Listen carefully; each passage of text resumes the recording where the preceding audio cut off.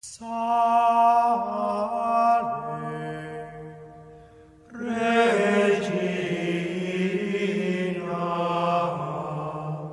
Mater misericordiae.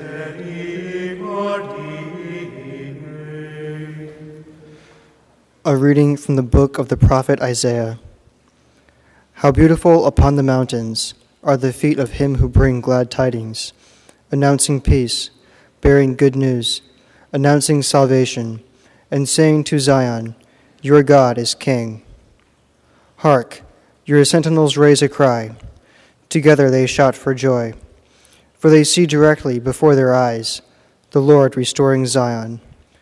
Break out together in song, O ruins of Jerusalem, for the Lord comforts his people. He redeems Jerusalem. The Lord has bared his holy arm in the sight of all the nations.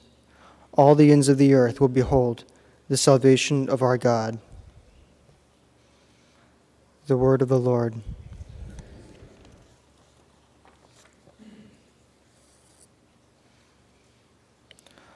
All the ends of the earth have seen the saving power of God.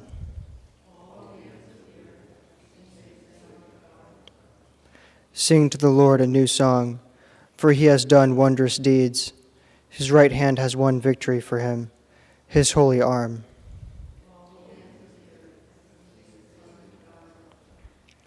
The Lord has made his salvation known. In the sight of the nations, he has revealed his justice. He has remembered his kindness and his faithfulness toward the house of Israel.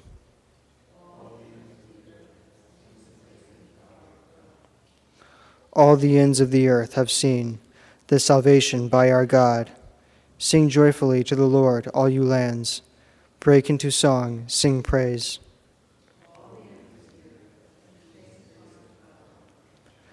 Sing praise to the Lord with the harp and melodious song, with trumpets and the sound of the harp and the sound of the horn. Sing joyfully before the King, the Lord.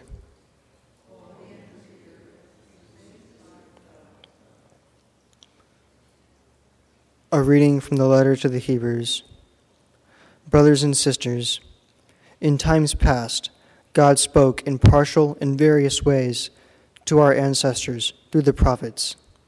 In these last days, he has spoken to us through the Son, whom he made heir of all things, and through whom he created the universe, who is the refulgence of his glory, the very imprint of his being, and who sustains all things by his mighty word. When he had accomplished purification from sins, he took his seat at the right hand of the Majesty on high, as far superior to the angels, as the name he has inherited is more excellent than theirs. For to which of the angels did God ever say, you are my son, this day I have begotten you? Or again, I will be a father to him, and he will be a son to me. And again, when he leads the firstborn into the world, he says, let all the angels of God worship him. The word of the Lord.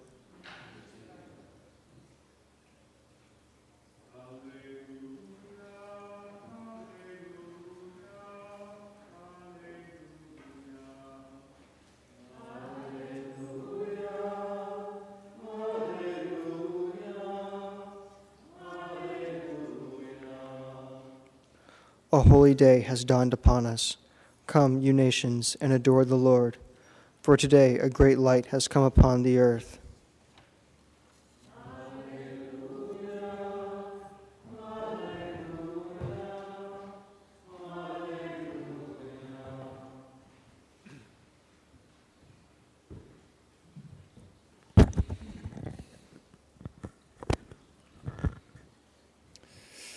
The Lord be with you. A reading from the Holy Gospel according to John.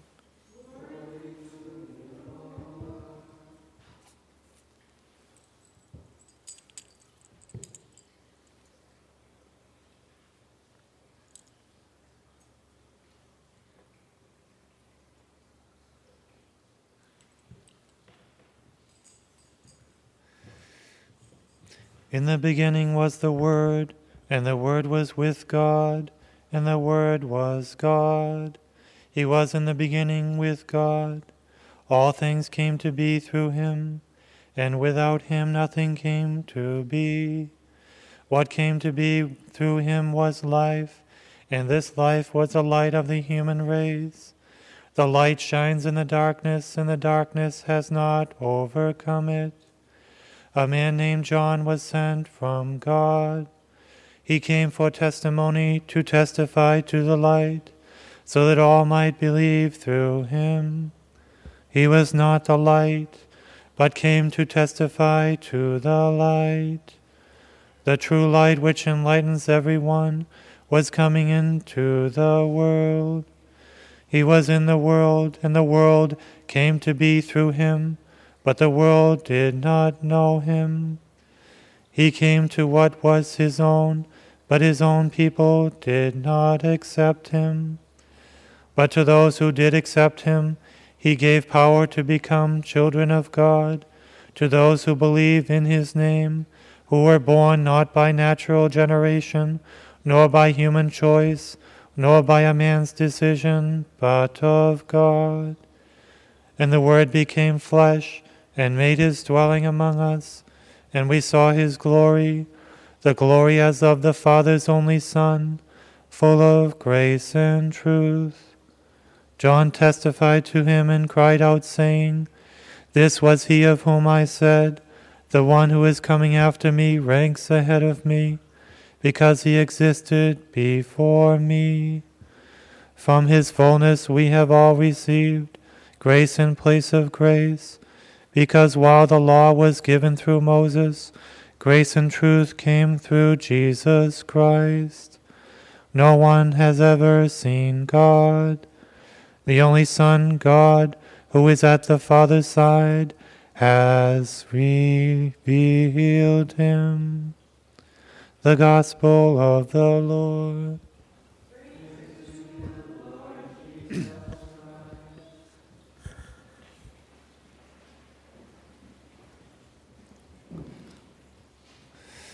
On this glorious day of the Nativity of our Lord, we see front and center the Christ child, and we're centered and focused on this baby, the baby in the crib at Bethlehem. This is our entire focus and reality.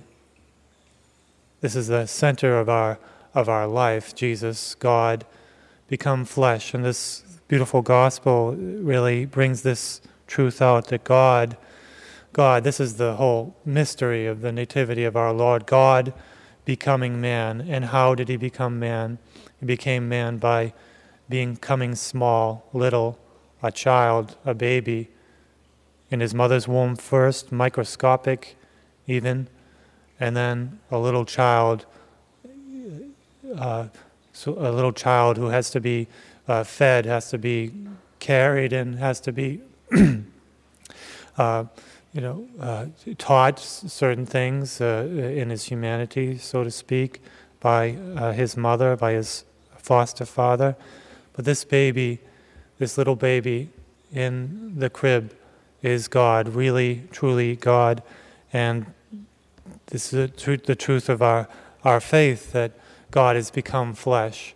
It is, recently, just a few weeks ago, or a month ago, there was a billboard in New York. When you go through the tunnel of Manhattan, come out to this billboard that says, as a picture of the three kings and the nativity scene, and says, "We know it's a myth." This historical fact, which is more historical than any other kind of fact of the ancient days, this historical fact, which is attested by all of history, all of tradition, all of even secular historians, this historical fact, which many are trying to discount for their own satanic reasons.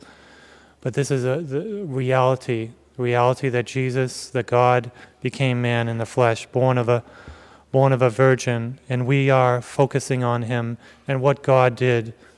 He made himself little and humble, and this is the reflection that we make, especially that God has humbled himself in such a way for so many reasons. I think the best way to think about it is to think of his adorableness, his littleness, so that we can pick him up, we can kiss him, we can hold him in our imagination, even in reality for Our Lady and Saint Joseph and some of the saints. But we take him, he makes himself concrete, tangible for us to hold and to keep close to us. And that's what the nativity scenes and the baby Jesus, the images, are supposed to elicit in our heart, because it's real, and we need to make it real by our reflection, by our devotion. And so many false scholars and theologians are trying to take devotion out of the church, so this kind of thing is considered childlike or something for those who are not educated.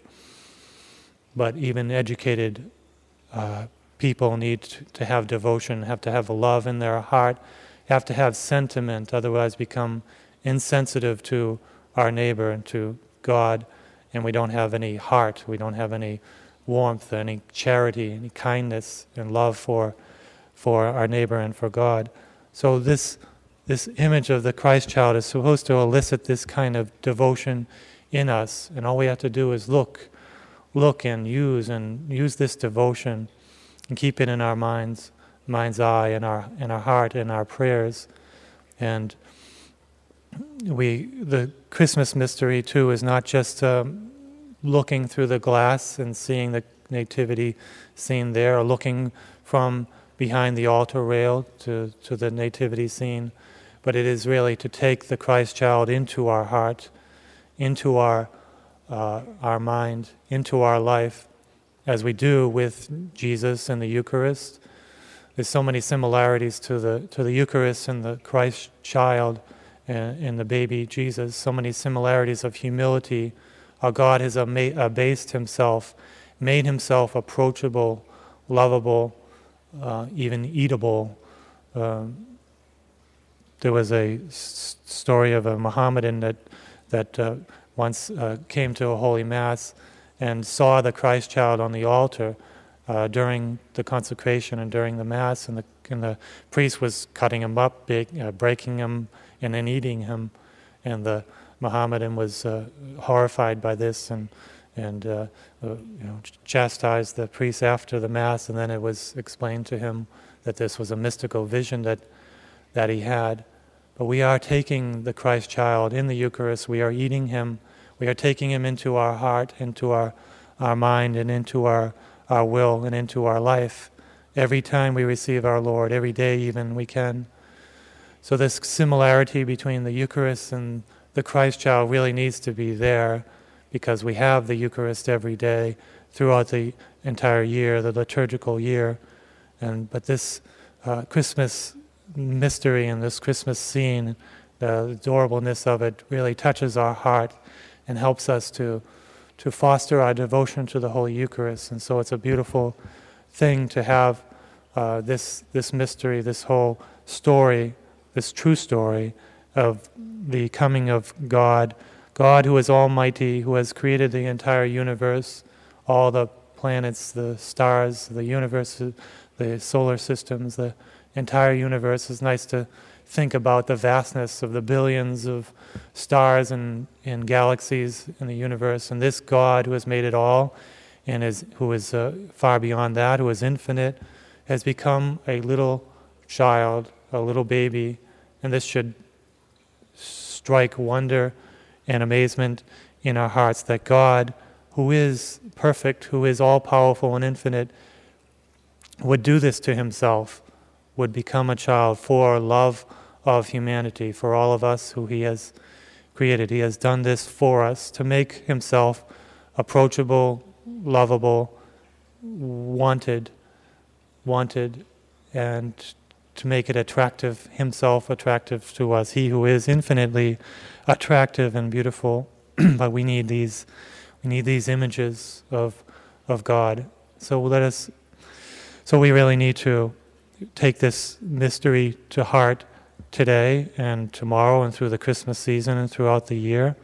And remembering that the Christ child comes to us in the arms of Our Lady, with Our Lady, and that Christ didn't just come to be seen, but came to be close to us, one with us. He has taken on our humanity. He has become one with us because He wanted to. He wanted to be.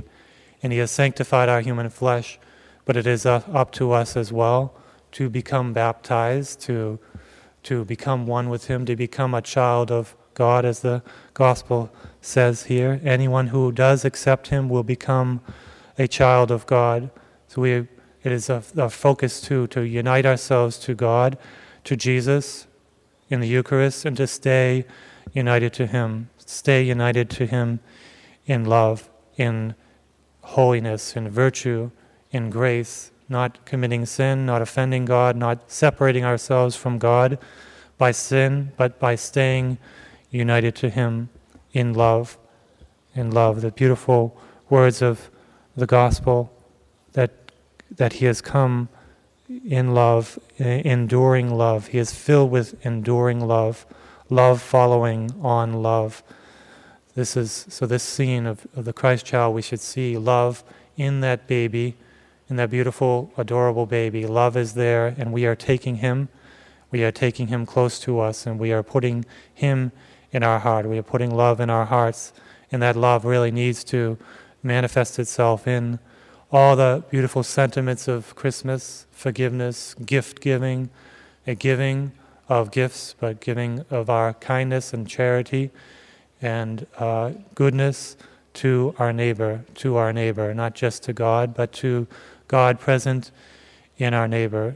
And we must practice those virtues, especially charity. Charity has to stand out in this beautiful day. We are celebrating a day of charity, forgiveness, kindness, love, and giving. So let us keep all these sentiments in our heart and let them manifest themselves in our will, in our actions,